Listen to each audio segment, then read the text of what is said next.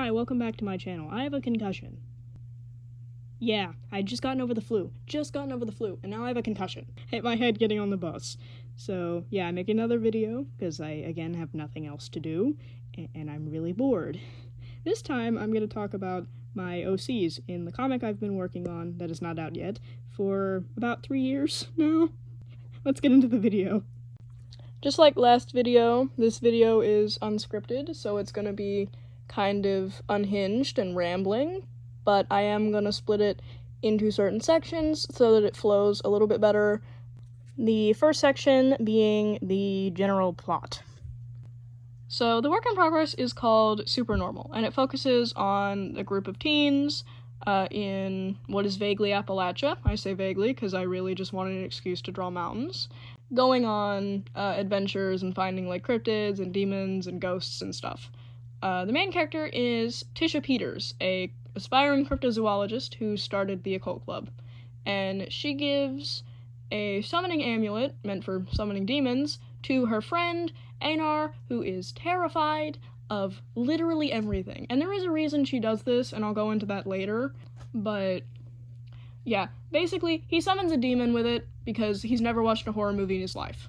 And that demon is a very, very annoying demon named Ormelia. And Ormelia is not corporeal because it was actually a banishing amulet, which is meant to banish demons to, quote, the overworld, according to her. So she is not corporeal. She is bound to this amulet, and really only Einar, and also people who could see ghosts, but there's no one really like that around, can see her. So she needs to make a deal with a human to be able to not be bound to this amulet anymore. So she tries to make a deal with Einar.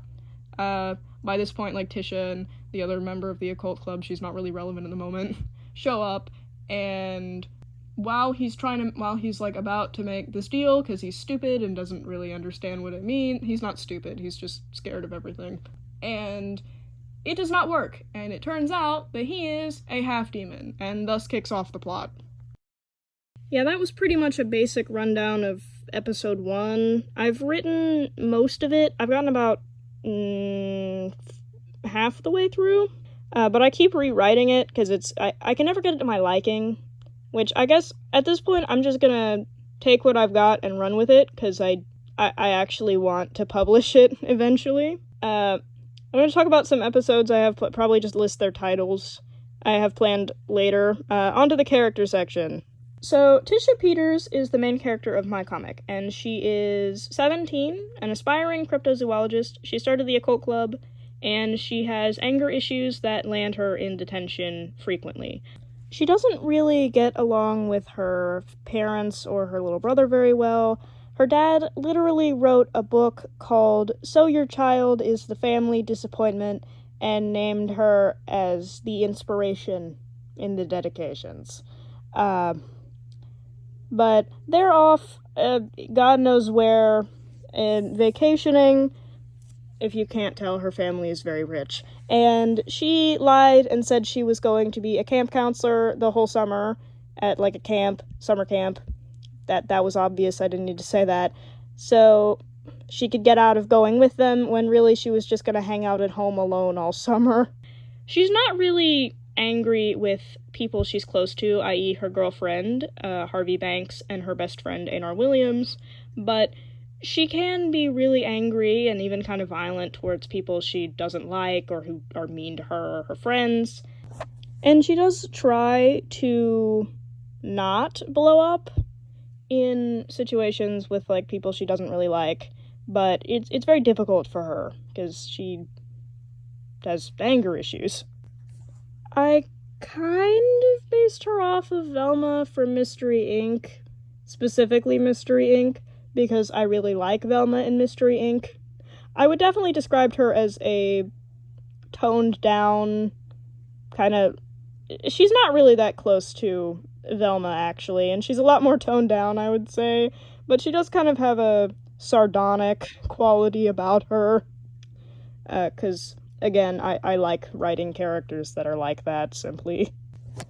In the, like, very early, like, the first time I ever drew her stage, she was kind of meant to be a mean girl, like, just straight up like, Regina George type character, but I don't really like that, and also I couldn't think of any reason that Einar would be friends with someone like that. If you can't tell, Einar started off as the main character. I'll explain why I changed that later, but yeah, he did. He did. Yeah, but I couldn't figure out why Einar would be friends with a character like that, so I made her more, like... Basically, I made it more understandable why anyone would ever want to hang out with her. Specifically, that she can be nice. She is normally nice to people she does like. Yeah, so next up is Einar Williams. Einar is 16, terrified of everything, and faints as a fear response. So he passes out often. Which is kind of ironic, because he is the one that summons the demon. If, again, accidentally. He did not know he was a half-demon prior to this. Nobody ever told him, and it never really presented, for lack of a better description. He was a little bit stronger and heavier and, more durable than his, he could take more hits, more damage. That's the best way to word it, than his peers. But, yeah, other than that, it was never really anything too out of the ordinary to the point where people would think he was a superhuman demon thing. But, yeah, he is not happy to learn this, because he wants to be normal, and when I say normal, I mean, he's watched too many coming-of-age movies, and, cheesy rom-coms and stuff like that. That's the kind of normal he wants. Ultimately, he really wants connection with his peers. He wants to be accepted, he wants to be... And, of course, he does have friends that care about him, Tisha. But that's the thing, it's only really Tisha. He wants, more than one friend. He wants to fit in with his peers, even though he knows he very much doesn't. And being a demon cuts him off from ever being like his peers. He will never be normal, and he will never fit in. And he doesn't like that. He wants to be normal. And especially, he doesn't know anything about demons. He thinks they're evil and is terrified of them. And Ormelia does not help with that assumption, but that's for later.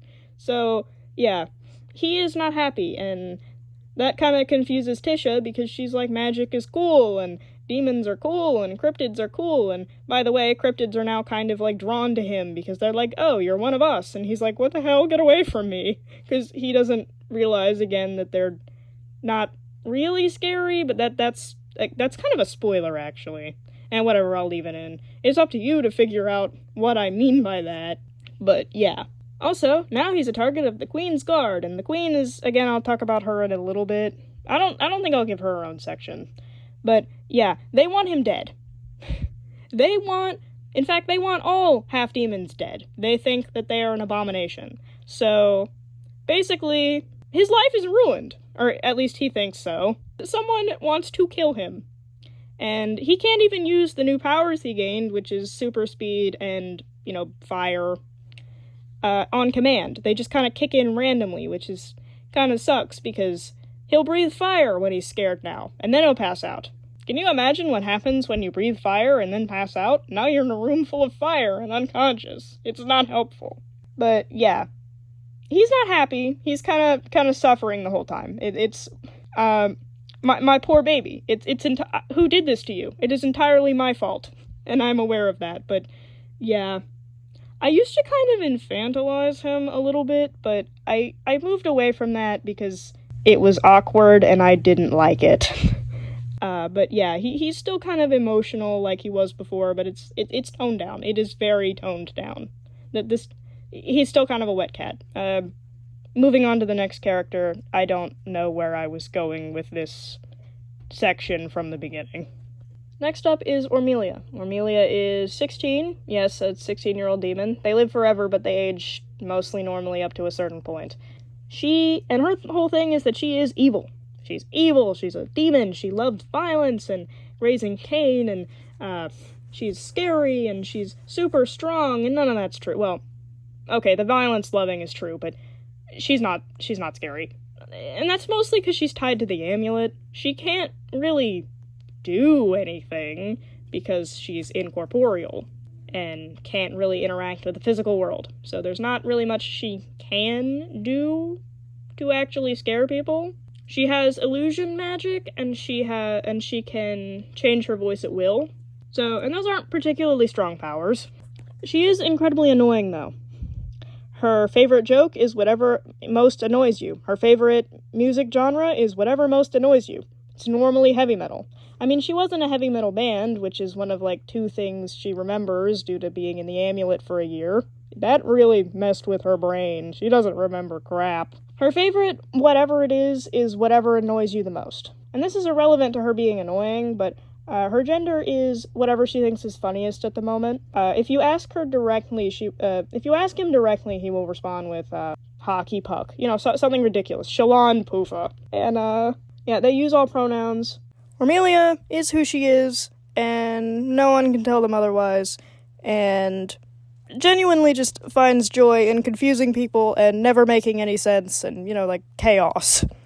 Next up is Harvey Banks, finally. Harvey is an aspiring ufologist. She believes in aliens and, you know, like, stuff like that. She thinks most of the occult things are actually aliens, but she does love her girlfriend, of course.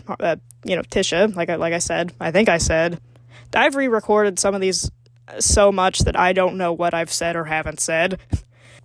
Yeah, she's Tisha's girlfriend, and frankly, she has the least development out of any of the cast. That doesn't mean she doesn't have any. I have developed her a little bit, but she definitely got thought about the least. She hangs out on the internet a lot, and the setting is vaguely 2000s, so, like, the late 2000s internet.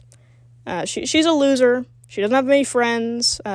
She had some in the town she previously lived in, but she had to move because she broke into her middle school principal's house thinking that he was an alien, when really he was just a normal freak that ate bugs.